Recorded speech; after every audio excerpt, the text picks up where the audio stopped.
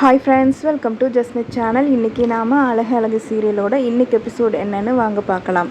இன்றைக்கி மலரும் மதியும் 2 பேரும் வெளியே வாசலில் உட்காந்து பேசிகிட்டு இருப்பாங்க. அப்போ சொல்லிகிட்டு இருப்பாங்க, இந்த இடம் நம்மளுக்கு ரொம்ப நல்லாயிருக்கும், நல்லா காற்றடிக்கும், சூப்பராக இருக்கும், கொஞ்சமாக ரிலாக்ஸ் பண்ணிக்கலாம். ஏன் மதியா தனியாக உட்காந்துருக்க, என்னாச்சு அப்படின்னு கேட்பாங்க.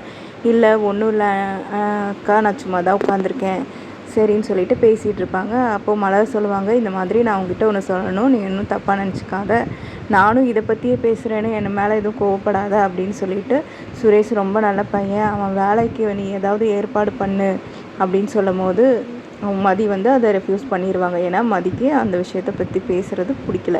ஸோ யார் பேசினாலும் அவங்களுக்கு பிடிக்கல. ஸோ இப்படி பேசிகிட்டு இருக்கப்போ அவங்க அத்தை வருவாங்க. அவங்க அத்தை என்ன 2 பேரும் ரகசியம் பேசிகிட்டு இருக்கீங்க அப்படின்னு சொல்லி கேட்பாங்க. அப்போது மலர் சொல்லுவாங்க, இல்லத்த ரகசியம்லாம் ஒன்றும் பேசலை, சும்மா தான் பேசிகிட்டு இருந்தோம் அப்படின்னு சொல்லிகிட்டு இருப்பாங்க 2 பேரும் அவங்க அத்தைக்கிட்ட. அதுக்கப்புறம் மதி சொல்லுவாங்க, இந்த மாதிரி நான் வேலைக்கு போகணும் மறுபடி அப்படின்னு சொல்லுவாங்க. இப்போ தானே உனக்கு கல்யாணம் ஆகிருக்கு, அதுக்குள்ளே என்ன வேலைக்கு போகணும் அப்படின்னு சொல்கிறேன் அப்படின்னு சொல்லி அவங்க அத்தை கேட்பாங்க.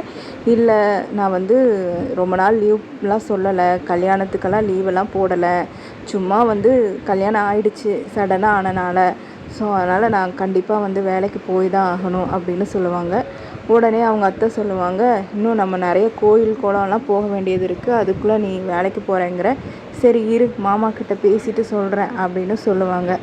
அப்போது சரியான அவங்க அத்தை மூவ் பண்ணி போயிடுவாங்க. அதுக்கப்புறம் என்னாகும் அப்படின்னா, அங்கே உள்ளே போவாங்க.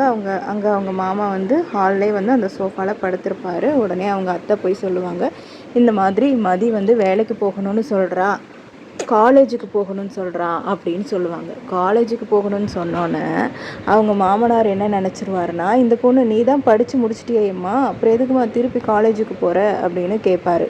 உடனே இல்லை, நான் அங்கே ஒர்க் தான் பண்ணிகிட்டு இருந்தேன், ஸோ நான் ஒர்க் பண்ண போகணும், நான் லீவெல்லாம் ரொம்ப போடலை, நான் மறுபடியும் வேலைக்கு போகணும், நாளையிலேருந்து போகலான்னு நினைக்கிறேன் ஸோ அப்படின்னு சொல்லிகிட்டு இருப்பான். உடனே அவங்க மாமனார் சொல்லுவார், என்னம்மா இப்போ தான் கல்யாணம் ஆகிருக்கு அப்படின்னு சொல்லிட்டு அதை பற்றி விசாரிச்சிட்ருப்பார். எப்படி போவ, காலேஜ் எங்கே இருக்குது, வீட்டில் இருக்கப்போ யார் கூட்டிகிட்டு போவா, உங்கள் அப்பா கூட்டிகிட்டு போவாரா, இல்லை நீயே தனியாக போய்க்குவியா அப்படிங்கிற மாதிரி எல்லாம் விசாரிச்சுட்டு இருப்பார். உடனே மதி அதுக்கு எல்லாத்துக்கும் ஆன்சர் பண்ணுவாங்க. இல்லை நான் வீட்டில் இருக்கப்போ நானே போய்க்குவேன், பக்கத்தில் தான் காலேஜ் பஸ்ஸு வரும், ஸோ அங்கே போய் நான் பஸ்ஸில் ஏறி போயிடுவேன். அதுவும் இல்லாமல் பிரின்சிபல் எனக்கு கால் பண்ணிகிட்டே இருக்காங்க, லீவ் இல்லை, பசங்களாம் படிக்க வைக்கணும் அப்படிங்கிறத அந்த ரீசன் எல்லாத்தையுமே அவங்க மாமனார்கிட்ட ப்ராப்பராக சொல்லிகிட்டு இருப்பாள். உடனே அவங்க மாமாவும் சரி போயிட்டு வாமா அப்படின்னு சொல்லி அக்செப்ட் பண்ணோன்னே மதிக்கு ரொம்ப சந்தோஷமாயிடும். பரவாயில்லையே அப்படின்னு சொல்லிட்டு அப்புறம் இன்னொரு வார்த்தை என்ன சொல்லுவாருன்னா, போங்கம்மா போய் பத்திரமா போயிட்டு வா அப்படின்னு சொல்லுவார். அதை கேட்டோன்னே மதி இன்னும் சர்ப்ரைஸ் ஆகிடுவாங்க. சூப்பர், நம்மளுக்கு சம்மதம் தெரிவிச்சிட்டாரு மாமனார் அப்படின்னு சொல்லிட்டு. அதுக்கப்புறம் மலர் கூட, அப்பாடா எப்படி இவர் இப்படி இருக்காரு, ஸோ நீ நல்ல பொண்ணு, நல்லா பேச கற்றுக்கிட்ட, நீ நல்ல விதமாக பேசுகிற, உனக்கு எல்லாமே தெரிஞ்சிருக்கு. மலர் சொல்லுவாங்க, உனக்கு எப்படி பேசி எப்படி சமாளிக்கணும் அப்படிங்கிறது எல்லாமே உனக்கு தெரிஞ்சிருக்கு அப்படிங்கிற மாதிரி மதிக்கிட்ட சொல்லிகிட்டு இருப்பாங்க. அப்போ இவங்க 2 பேரும் வாசலில் உட்காந்து பேசிகிட்டு இருப்பாங்க.